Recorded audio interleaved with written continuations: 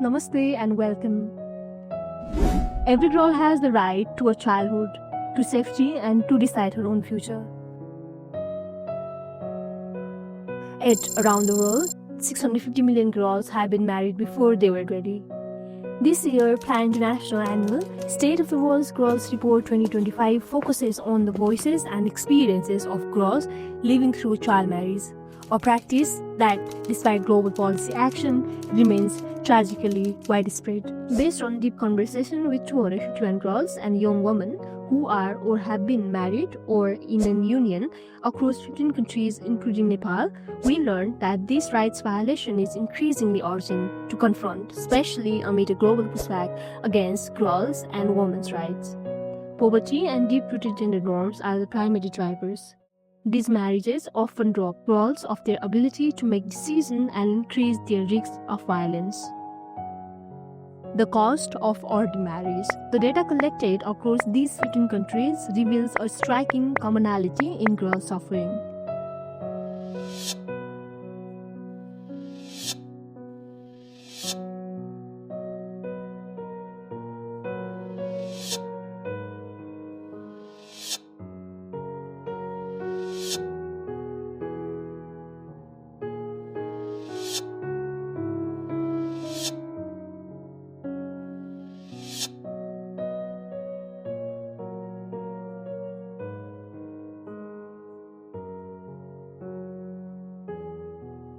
Girls share how marriage isolated them, impacting their mental health and creating overwhelming new responsibilities.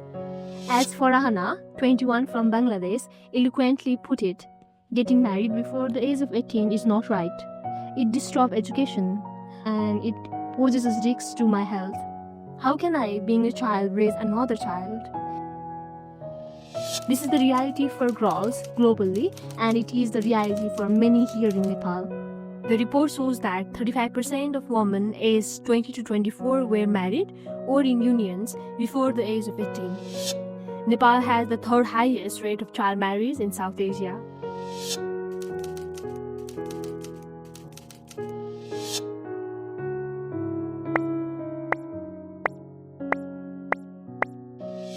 Traditional norms overrule the law.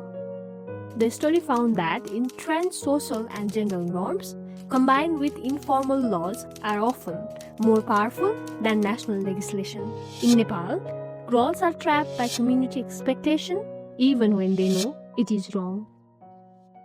Sarita, 24 from Nepal, shared her harrowing experience of forced marriage. She and her boyfriend were in a relationship, but men, including her now husband, came drunk, broke the door and entered her home because they said the relationship was bringing shame to the village.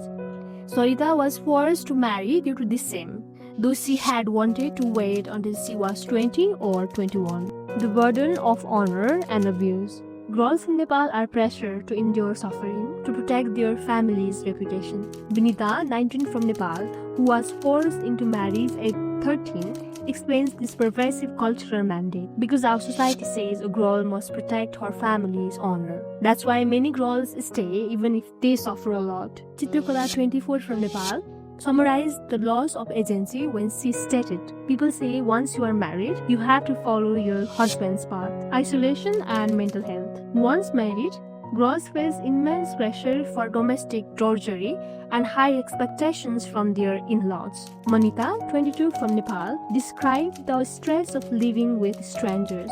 My in-laws are not very understanding people. If they were more understanding, maybe I would not have had to carry the entire burden. I had no idea how hard managing household would be. Marginalization and exclusion. The challenges are compounded for marginalized girls. Mandira, 20 from the Dalit caste in Nepal, highlighted systematic exclusion. She was unable to get citizenship ID, meaning her child's birth was not registered. This clearly shows how intersecting identities lead to greater discrimination. Education interrupted. Few girls continued their education after marriage, although many desperately wish they could. In Nepal, girls looking for vocational training like Roshini, 22, who wants to learn sewing and machine operation skills, find opportunities unavailable, trapped by domestic duties. Globally, girls are criticized for wanting to study instead of taking care of the household. Bodily autonomy denied. Married girls in Nepal also face significant pressure regarding childbirth and contraception. Monetary revealed the verbal abuse she faced for not having a child immediately. Girls generally feel they must seek their husband's approval before using contraception. This lack of agency and bodily autonomy is a persistent rights violation. Despite the hardship, the girls and young activists provided practical suggestions for change. Juna, 24 from Nepal, demanded action focused on awareness. Change harmful norms. Invest in programs that directly address the harmful social beliefs and gender expectations driving child marriage. Families and community leaders need to be encouraged to challenge these norms. Support marginalized girls. Target support for the hardest to reach, including girls facing intersecting exclusions like those from Dalit caste. Ensure they have citizenship and can access public services. Empowerment and education. Remove barriers to married girls' education by providing flexible learning opportunities, scholarship, and skilled vocational training like the sewing skills Rosani desired. Providing work and training helps protect girls from being pushed into marriage. Enforce laws. Implement and resource strong laws to prevent child marriage and ensure access to justice for married girls and survivors of violence. This includes ensuring that divorce rights are equal and not undermined by informal laws, which is currently a problem in Nepal. Hope for the future. The girls in this study, many of whom faced trauma and isolation, remain determined. Not a single interviewee said they will want their own children to enter a child marriage or union. They are resolved to ensure a better future for the next generation. Juna, 24 from Nepal, sums up this hope best, speaking of her daughter. By listening to those voices, we understand what it will take to end child marriage.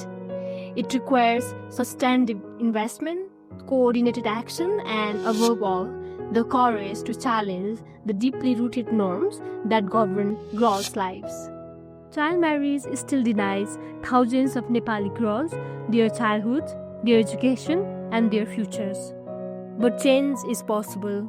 With stronger laws, empowered girls, supportive families, and committed communities, Nepal can end child marriage. Every girl deserves the chance to be a child, to learn, to dream, and to shape her own future. Let us fight for the rights of every girl in Nepal until she is free to enjoy her childhood and build her life in safety. Thank you.